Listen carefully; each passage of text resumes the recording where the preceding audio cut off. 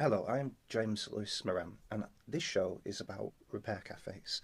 As you can imagine, when we talked about the theme recovery, my mind automatically went to repair cafes. As a person who often cannot fix their own things, I was absolutely invested in the concept of this. I'm one of those people who lacks the confidence and some kind of basic life skills, the usual stuff. Can you sew? Can you use a sewing machine?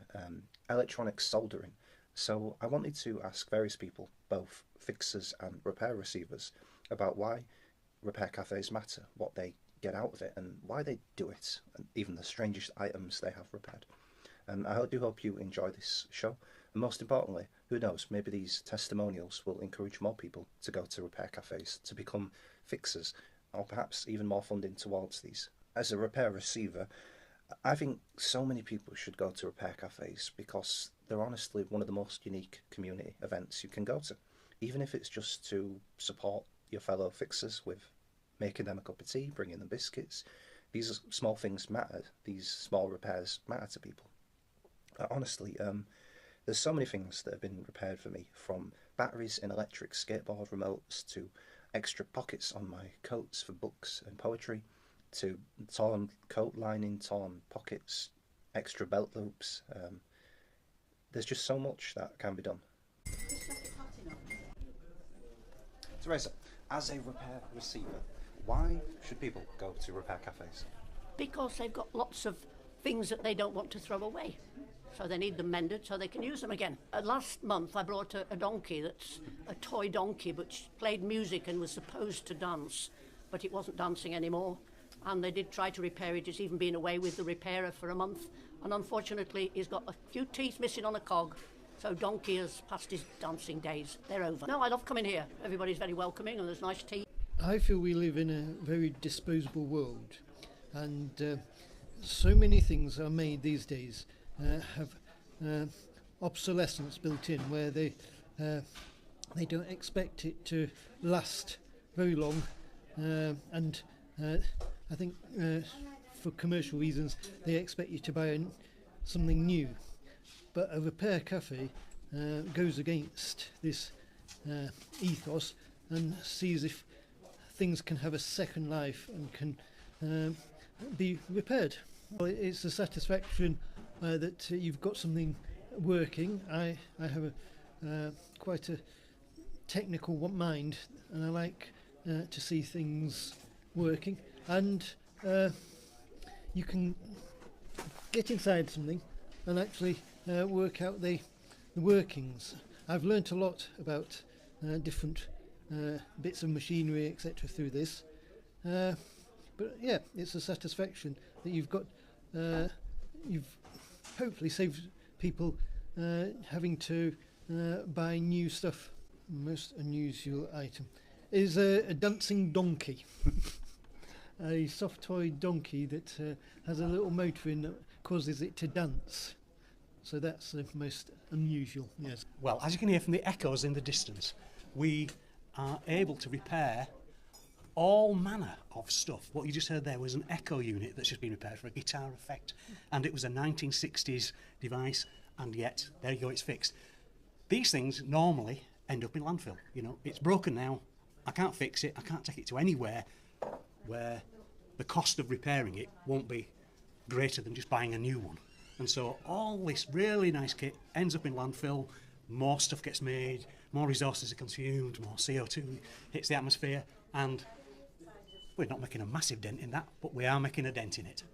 I like repairing stuff, you know, I'm a techie nerd, and when you repair stuff here, the people you repair stuff for are extremely happy that you've fixed their thing, whatever it is. And sometimes it's proper old tat, you know, it might be an old plastic toy or something like that, but it means something to them, you know. We had a lady the other week, she brought in a broken plastic model of a Harley Davidson. The front wheel had fallen off. And her and her late husband used to ride bikes. And this was an ornament she had on the telly. Grandkids or somebody knocked it off, the thing broke apart. And just the fact that it wasn't even a hard repair, we just glued it back together and job was done. But she went away with such a big smile on her face, and, you know, it makes you feel good for a week afterwards. Maybe a couple of sessions ago, a lady came in with, it was really a plastic toy, and it was some plastic dolphins that went round this course down a chute and then jumped through a hoop to the top of the chute again, and it was almost a perpetual motion type thing. And the dolphins were propelled, they had magnets in, and there was something behind the machine that dragged these dolphins up in the air to the top of the chute. It was absolutely stupid, but and it played a tune while it was doing it. Once it was working again, everybody in the room going, yay! We need more repair cafes, but more than that, we need the general population to be aware of this whole business of fix it before you throw it away. And it would be easier if people knew how to fix stuff, but it's a knack that's gone. You know, I've not been specially taught how to fix things. It's just when I was young, I was poor, and if you couldn't fix something, you didn't have it. Things that matter to people that they want to keep using, things they're used to. I had an old bloke in with a shaver, but he was talking about his shears that he'd had for 40 years. And you know that he'd pick them up, he'd know the feel of them, he'd go to snip a thing and snip it bang on, used to the weight and the feel of it and so on. And I like fixing things that matter to people.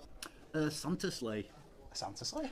Ilkley round table drag a Santa sleigh trailer around Ilkley around this time every year for funds. And they have little elves and so on, and Santa sat on top saying ho ho ho, and music cracking out with like Sweet and stuff like that, music coming on. And they called us in as Wharfdale Men's Shed to do a fix on this, and it was completely shabby. We did a total rebuild on it because it's important for them to do the Christmassy thing for the kids in Ilkley, then to raise funds, which they've got great largesse. They gave us, I think, 600 quid for fixing it, never mind the cost of parts and so on. And so that's quite a curious one. Weird fixes. If I had a better memory, I could remember more odd things that I've fixed. But if somebody came in with a 70-year-old bicycle, I'd want to fix it because it's their bicycle. They don't want to have to traipse around looking for a new one that, oh, this isn't right, and that's, they've got used to that thing. And that's really, to me, that's important. When you can see my bike is quite unique to me. I've made it that way years ago, and I might have physiologically changed to suit the bike, I don't know. But people's mindset is they're used to this thing and they want to stick with it, and if I can breathe new life into it, great stuff. Why should people go to repair cafes? Well, there's all sorts of reasons. The main one is to get things repaired, to avoid things being thrown away that can be fixed. We're about avoiding too much waste in the throwaway society. But it's also a great place to meet people, to get advice on things, and there's tea and coffee as well, so people come here just to meet other people and get out of the house as well. But it is a great place just to cut down on the throwawayness that we've got into as a society, and get a bit more life out of things. Well, today I've had a light fixed that had went pop. I thought it wasn't going to be fixable, but they've managed to change the fuse in the dimmer box and it's all working again, so that's good. And I've had some jeans repaired, so they had a tiny little hole in them that but lots of life in the rest of the jeans, so that's fixed, so I can wear them for a bit longer. So I think it's a really good activity, it's a good project. As I say, people come here just to meet up. It means people feel useful with their skills, so all the repairers are giving their time voluntarily, but I think they must enjoy that and get something out of that. And just being around, meeting people, we have some interesting conversations while people are waiting. And it's just a really good way of creating a bit of community and doing some good. One of the stranger items that I've had repaired is actually a Christmas item, and often you will hear a cry of anguish from the fixers, not another Christmas song.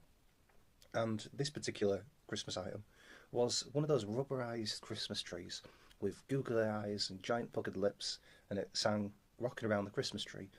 But one of the most strange things about it was that it was animatronic and it would dance. Unfortunately, we couldn't get that fixed, but we did get the star on the top lit again. The obvious thing is, we live in a society where electronic waste, e-waste, and waste in general is quite a big problem. We throw stuff out willy-nilly, and so there's obvious environmental issues for why you shouldn't do that, but regardless of environmental issues, I think it's an absolute waste. The idea that you have something like, well, I'm going to throw it away and I can get a cheap replacement from Amazon or whatever, or it's just, I think it's very silly. The idea that you look after something, you take care of it, and it lasts a lifetime, and then maybe it even lasts more than a lifetime, and that makes a lot of sense, and I don't see why more people don't engage in that. And then in some reasons, it's sentimental reasons as well. Some persons had something handed down from their great-great-grandfather or whatever, and you really want to repair it so they can keep using that thing. It's got a lot of sentimental value, or they can have it in their house and stuff. So why I do it is there's a few different reasons. I don't want stuff to go to waste.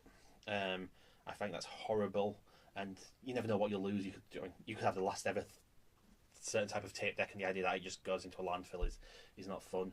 And then obviously smile on people's faces for sentimental stuff. That idea that, like, hey, if there's something we can repair and they get more use out of it, and it's something that means a lot to them, I think that's very useful. It was like a kid's toy. It was like a little, I think some sharks or dolphins that use magnets to jump over this, like, these hoops or something, and it was just a little kid's toy, and it was clearly quite important to the lady. That, and some lady who brought some robot dogs she wanted setting up and stuff and doing all that. So yeah, they were the weirdest, I guess, in a way.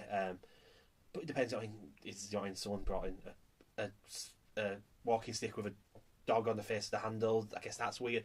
It depends. I mean, there's more sentimental stuff. Is sometimes you can get a little weird with it, but it's sentimental for a reason. A repair cafe is extremely important and useful, especially teaching people that yes, you have something broken, you can fix it. And in the real world, I'd love everyone to be able to fix their own stuff or be able to work together to fix everything and anything. I mean, the less that goes to waste, the better. Obviously, certain times you can't fix stuff. It's like, hey, it's going to cost you £110 for this part, or you can go buy a brand new one for £5 or something. And it's like, yeah, okay, we don't want you to spend 110 quid on a part, unless it's really, really, really sentimental, of course, and that's up to you, of course. So yeah, I'm glad it's around. It's really important to do, and I think there's a nice little community that's built up in the repair cafe I'm involved in as well. In terms of the repairers and the people hosting, they're all generally pretty good people, and they want stuff to last. So. The repair cafes are very necessary because they can more or less mend anything. I've always brought stuff to them, and I've never been disappointed. Everything that I've brought to them has been sensibly and carefully repaired. Mainly, there was a big music bag that had lost its handle, a suitcase that had a broken zip, a big storage box that had come off its hinges, that was replaced, a small music centre, whatever they call them, boom box, that was repaired. One of the switches wasn't engaging. Yes, a toy, and also a couple of ornaments. They were stuck. I would recommend that anybody don't throw anything out. Give it a second chance. You are a person who has gone into repair cafes, not as a fixer, not as a repair receiver, but just to have a look around. And I was wondering if you could tell us a bit about that experience. Why did you have a look?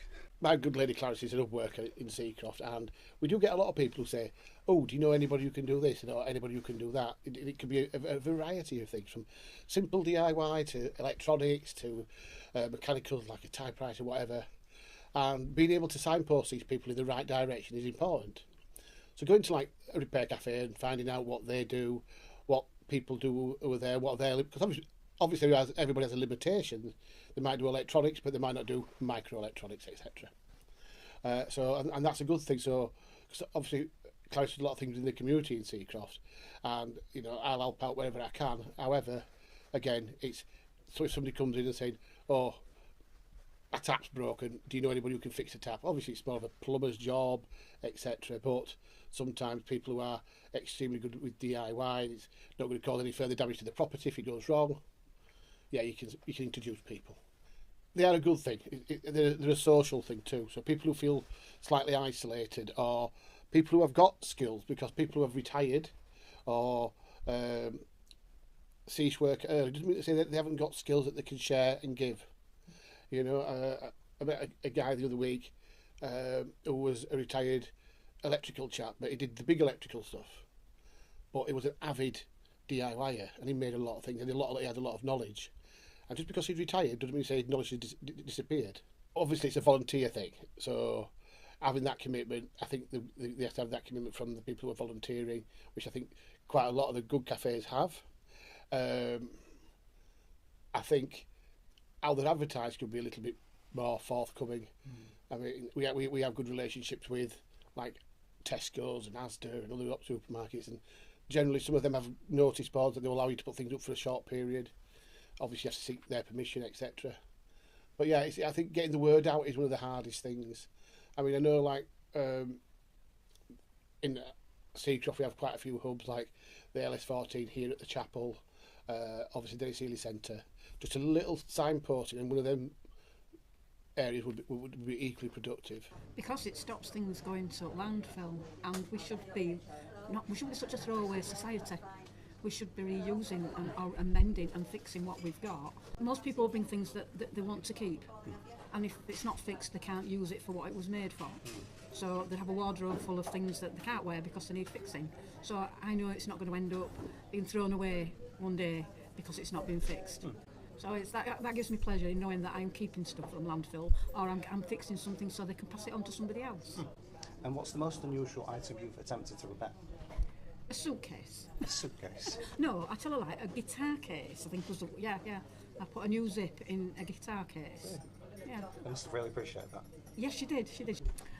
Yeah, we should stop being such a throwaway society, and people should look after their environment. So a lot of the time when people get new things, they'll usually only last a couple of years, whereas they could last a bit longer, and it just kind of feels a waste whenever you throw anything away, and that, like, especially since electronics, which is what I mostly deal with, and what I previously went to go and get repaired, it was an amp.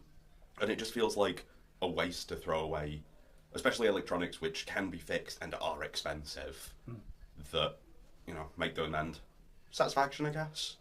I mean, a lot of the time, the things I repair are either, obviously, like I said, electronics, expensive thingy, but then a lot of the other stuff is either little figurines that people have had that are broken, or Christmas ornaments, stuff which kind of has a lot of meaning to people. A while back, about 30, 40, 50 years, they ended up making these, like, little slot machines, like one-arm bandits. And the whole thing, like, basically, it was about 1.5 foot tall, and just, it was this, like, they made them for kids, like, these mini, like, toy slot machines. There's probably other weird stuff, but that's the one that sticks in my mind as being, like fixing, like, a toy slot machine, you know what I mean? For people to think about what they're throwing out and seeing if it can be fixed, even if it can be fixed just to go to a charity shop, it's better than it going in bed. Well, I really enjoy hosting the events. It's something I believe in. I haven't particularly got any skills in fixing, but I'm passionate about stopping things from going to landfill and keeping things going. Because you shouldn't give up on your items. Some of the things people bring along are quite sentimental as well. So my son's had his bike looked at, and the repairer sort of showed him the things to do so that he can do that himself in future, so passing those skills forward. There's a couple that brought in a musical wedding album, and that one is the one we always talk about because that's really sentimental and people have cried when their things have been mended. So, yeah. I think it's absolutely brilliant because it's such a social thing to do as well as actually getting something repaired. It's the first time that I'd been this time, so I brought a light and wasn't sure if it could be repaired, and it needed a bulb, but they didn't have it on the site, but we'll have it. I'll definitely be able to get it repaired, so that's fantastic. Somebody was just saying that they'd brought a vacuum cleaner in to get theirs repaired, and I thought, I never thought my vacuum cleaner needs repairing, so that was really good. But these little things. Yeah, absolutely. And it's nice because when you go in there, immediately you're welcomed, and that makes a big difference. Get a lot of people who bring all sorts of items in, and most of the time we do fix them. About 3/4 of the stuff we get is fixed, and we get a lot of very happy customers, very grateful for things that are precious to them. Might not be sort of monetary value, but sort of emotional value sometimes. So it's good to be involved and see customer satisfaction. But, yeah. It's this environment, isn't it, of everybody's trying to save money, and some items are, like I say, not valuable monetary-wise, but valuable sentimental. Everybody's got memories. Memories are precious, and if we can help people keep those memories by helping them to get their small item fixed, then that's what we do. Brought my daughter's lamp. She's got cats. The cat ran into the lamp, knocked the whole thing over, and I brought it in. The guys kindly fixed it. We've had so many sort of memorable things for patients. I work NHS. Sorry, I work NHS. It's a good habit. terminology. It's habit. How is the patient today? I heard that mentioned by Phil. No, it's because I work NHS. I'm also used to seeing patients all the time. One that's memorable was a photo album, a musical photo album. The lady was sort of cleaning out her mum's house, I think, and it was like a wedding album. There weren't many pictures on it. It was just one of her mum and dad. And when you opened it up, it played some sort of music. And they got it fixed, and she was actually sat crying with the lady because she never heard it working before. So that was really memorable.